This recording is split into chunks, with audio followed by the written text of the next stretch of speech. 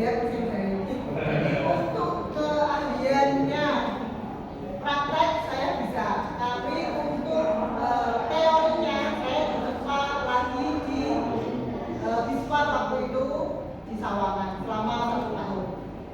Dan kemudian dilanjutkan lagi dengan PPG tata busana waktu itu masih 6 bulan. Baik, untuk hari ini saya mau mempresentasikan tentang orientasi pengenalan nilai dan etika di instansi bagi pegawai pemerintah perjanjian kerja atau P3K. Oke, hari ini saya mau presentasi tentang RHK saya dalam 6 bulan, yaitu mulai dari Juli sampai dengan Desember tahun 2020. RHK saya simpel saja. RHK 1 mulai dari perencanaan supervisi, nanti RHK 2 di pelaksanaan supervisi, RHK 3 tentang pengembangan kompetensi guru, RHK 4 tentang pengembangan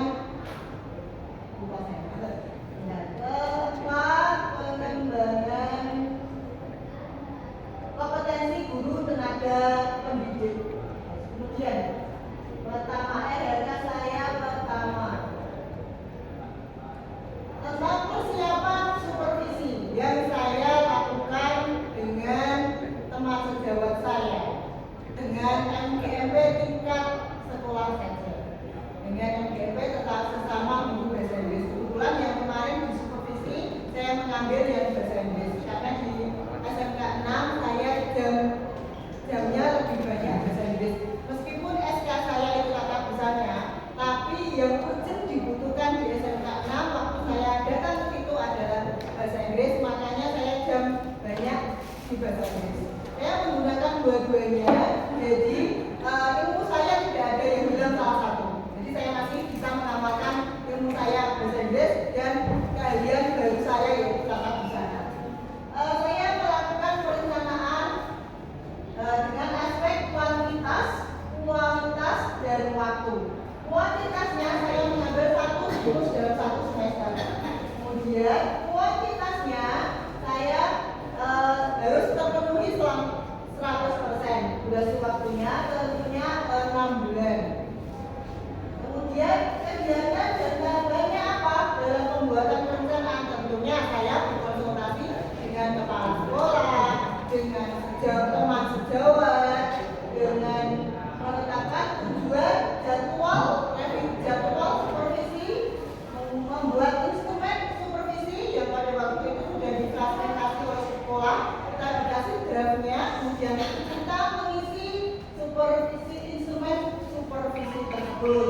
Kemudian kita menyiapkan modul ajar, assessment, rubrik penilaian, dan sampai akhirnya mengidentifikasi kebutuhan pengembangan profesional guru, terutama dalam aspek perencanaan dan penilaian dalam pembelajaran di dalam kelas.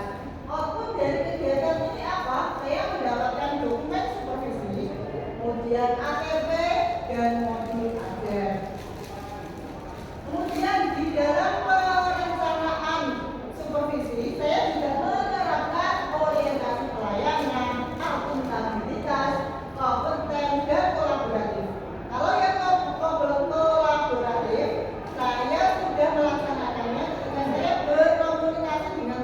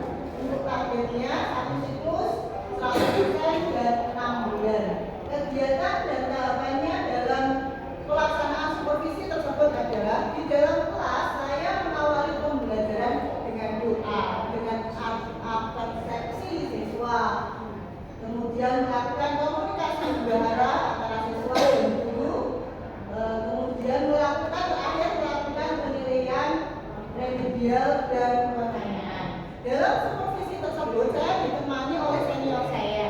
Beliau menemani saya kurang lebih dalam waktu 2 jam pembelajaran, menemani saya, mengamati saya apakah ada kekurangan atau tambahan-tambahan masukan-masukan yang bisa saya gunakan untuk memperbaiki sistem pembelajaran di dalam kelas saya, sehingga semua siswa dapat terlayani dengan baik. Kemudian di dalam pelaksanaan supervisi tersebut saya juga menerapkan orientasi pelayanan, akuntabel, kompeten, dan kolaboratif. Orientasi pelayanan kepada siapa? Kepada siswa tentunya, karena siswa saya di dalam kelas itu beragam. Ada yang low learner, ada yang memang betul-betul pintar, ada yang sedang-sedang, jadi beragam siswa. Maka saya harus melayani mereka, mencari bagaimana sistem pembelajaran yang baik bagi mereka, metode-metode yang baik untuk mereka. Terus kemudian akuntabelnya apa? Saya menilai setiap pembelajaran yang ada di kelas saya. Bagaimana siswa A bisa mendapatkan nilai baik, siswa B yang kurang baik maka akan diadakan pengayaan dan remedial dan sebagainya. Kompeten dalam ini saya harus menguasai materi, metode, strategi dalam pembelajaran. Bisa juga kita menggunakan sebagai guru tidak ketinggalan IT, meskipun mungkin saya termasuk golongan tua ya. Jadi saya tetap akan mengikuti perkembangan zaman menggunakan ChatGPT. Siswa-siswa saya suruh, tapi dia harus mengembangkan sendiri. Dia mendapatkan presenten, coba cari presenten menggunakan ChatGPT. Nah, kemudian mereka membuat sendiri, mencari referensi dari internet seperti AI yang sekarang baru tren. Kemudian mereka mengembangkan sendiri dari yang mereka dapat dari internet tersebut. Terus kemudian RHK 3 saya itu terkelolanya peningkatan kualitas pembelajaran guru. Di sini juga sama, ada kualitas, dan waktu. Sama dengan yang sebelumnya, dalam satu siklus itu 6 bulan. Kemudian target pencapaian saya adalah 100%. Kegiatan di RHK 3 saya apa? Yaitu belajar mandiri melalui platform Guru Merdeka, sekarang GTK namanya. Kemudian saya membuat aksi nyata. Dalam membuat aksi nyata, saya ditemani dengan para senior, teman-teman sejawat yang satu angkatan. Bagaimana kita berdiskusi, bagaimana membuat aksi nyata dan kita terapkan di dalam kelas. Kemudian di sana juga saya menerapkan nilai berakhlak, yaitu ada akuntabilitas, kompeten, loyal, dan kolaboratif. Yang akuntabilitas dan kompeten tadi saya sudah bahas. Ini saya mau membahas tentang loyal. Guru berkomitmen mendukung program pemerintah dalam implementasi Merdeka Belajar melalui penggunaan aktif PMM. Karena itu memang program dari pemerintah, kita disediakan platform untuk belajar mandiri di sana. Mau tidak mau, karena kita sebagai ASN itu juga harus loyal kepada pemerintah, maka kita harus belajar secara mandiri lewat platform tersebut. Kemudian saya juga berkolaborasi dengan kepala sekolah tentunya. Kalau pengawas mungkin durasi pertemuan kita tidak banyak, yang lebih banyak itu dengan kepala sekolah dan tempat sejawat saya. Saya sering berkoordinasi bagaimana belajar di platform tersebut, bagaimana alurnya, bagaimana apa yang harus diklik dan lain sebagainya. Terus RHK 4 saya, kita sudah memasuki RHK 4 yang saya sebutkan di awal. RHK saya itu cuma ada 4 ya sebenarnya. RHK 4 saya itu terkelolanya pengembangan kompetensi guru dan tenaga pendidik. Di sini apa yang saya lakukan? Saya mengikuti webinar, seminar, dan diklat. Di sini saya selain mengikuti webinar dan secara daring, saya juga melakukan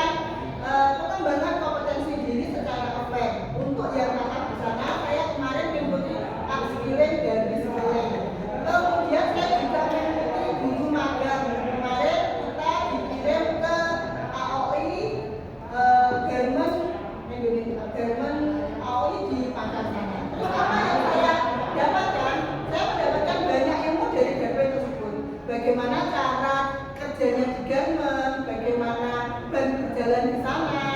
Kemudian saya terapkan di sekolahan, saya salurkan ilmu yang saya dapat dari garmen, karena di situ saya magang selama 5 hari. Saya benar-benar kerja, saya benar-benar praktek membuat apa yang dibuat para pekerja di garmen tersebut.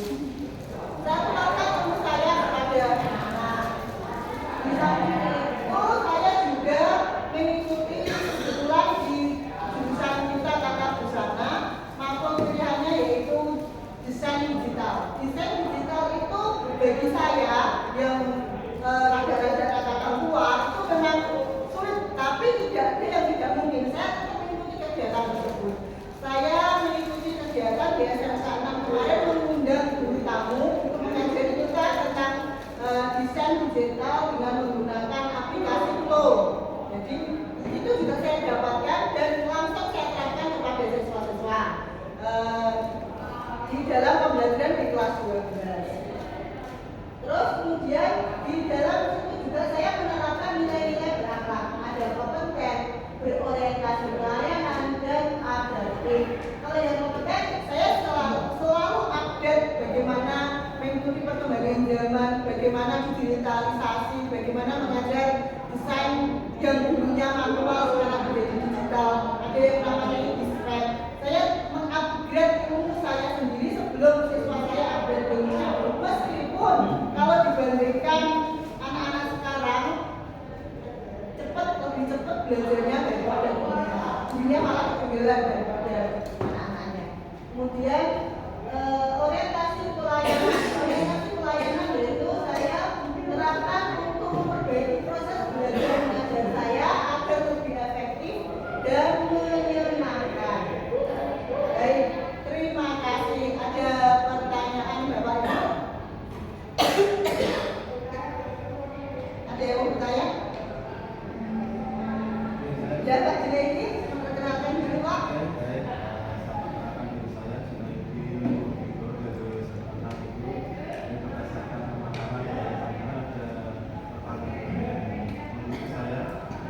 Bagaimana kolaborasi antara ibu dengan supervisor, kemudian dengan teman sejawat dapat membantu menemukan akar permasalahan dalam pelaksanaan pembelajaran. Baik, kolaborasi bersama teman menemukan akar permasalahan yang terjadi di dalam kelas. Sebelum melakukan supervisi, ini kembali lagi ke supervisi, saya berkonsultasi dulu dengan kepala sekolah. Apa yang akan saya lakukan nanti pada waktu supervisi dan untuk ke depannya benar-benar diterapkan di dalam kelas. Kalau belajar satu orang itu hasilnya mungkin tidak akan lebih baik ketika kita belajar bareng-bareng. Kalau kita belajar bareng-bareng, apalagi kalau dengan senior. Kalau dengan senior itu kan mereka mempunyai banyak pengalaman. Yang mereka sudah melalui banyak asam garam yang ada di lapangan kondisi pendidikan di tempat saya bekerja. Mereka saling sharing nih. Kemarin saya dikasih masukan, Bu, dengan itu sudah bagus, tapi di kelas ini ada anak yang memang slow learner, maka dengan harus seperti ini. Karena pelayanan kepada anak itu harus optimal. Dengan diskusi tersebut, saya bisa menemukan, oh berarti saya tuh kurangnya seperti ini. Untuk kedepannya, saya akan memperbaikinya dengan cara yang seperti ini. Jadi sering berkomunikasi, sering berdiskusi dengan teman-teman, apalagi yang senior-senior, tidak saling memberikan masukan. Yang senior memberikan masukan yang baik, kemudian yang generasi-generasi Gen Z seperti kita ini, kita Z apa A ya, kita juga memberikan masukan yang ala kita, yang kemudian dirumuskan bersama, akhirnya mendapatkan solusi terbaik untuk kedepannya dipakai di dalam kelas. Begitu kiranya Pak Junaidi jawaban saya. Ada yang mau menambah jawaban saya? Saya mau bertanya boleh? Boleh, Bu. Oke. Menurut Ibu bagaimana sih strategi yang Ibu lakukan untuk dalam merancang pembelajaran itu memfasilitasi